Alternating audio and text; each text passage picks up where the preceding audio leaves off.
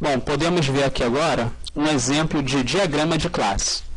Nós temos aqui a classe pessoas e a classe alunos. A classe pessoas é a superclasse, que contém dois atributos, nome e RG.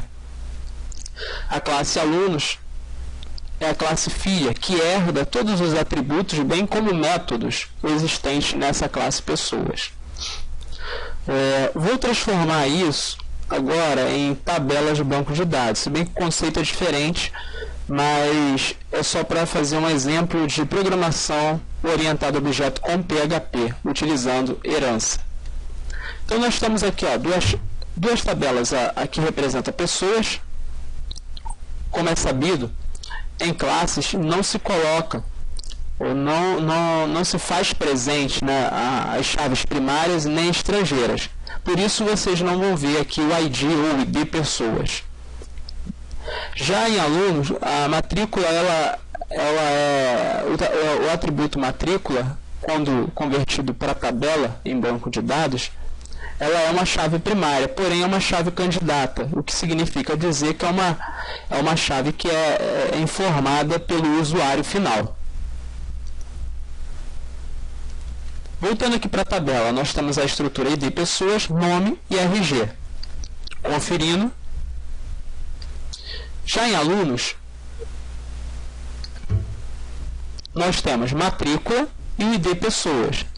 Por quê? ID pessoas vem como chave estrangeira, né, para a tabela alunos, quando se fala de banco de dados.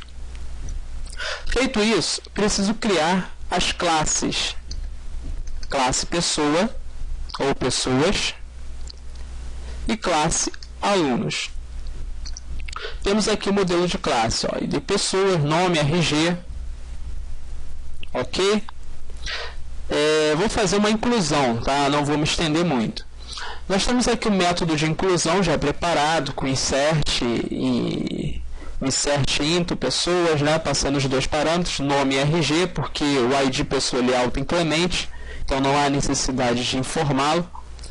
E esse método ele retorna o ID pessoa, o ID pessoa, ou ID pessoas. Aqui eu faço uma consulta para pegar o último registro, ou o último ID pessoas inserido na tabela pessoas, que no caso, uma vez que insere aqui, né, nesse momento em que se está sendo inserido, logo após eu pego o ID e guardo numa variável que eu chamo de ID pessoas e retorno. Esse método ele retorna o ID pessoa, né, o ID de registro. Então, já em alunos, eu tenho um método que eu chamo de incluir aluno, mas veja só essa estrutura. Eu chamo aqui, eu faço menção do arquivo pessoas.php, que no caso é onde está a classe. Como é uma classe e está dentro da pasta classe, a classe aluno, ele consegue enxergar o arquivo chamado pessoa, por conta de estar, né, na mesma pasta. Então, alunos, ele herda, conforme o exemplo que ele herda, todos os atributos e métodos da classe pessoas. Então, é o que eu estou fazendo aqui, ó. Eu estou estendendo de pessoas, ou seja, herdando de pessoas. Então, com isso, eu não preciso informar os atributos de pessoas, já estou herdando. Um outro fato interessante é que na classe pessoas, se vocês forem reparar, os atributos são protegidos. Isso só acontece quando há herança, ou seja, quando a superclasse, há um registro de herança, há classes filhas. Então, temos que proteger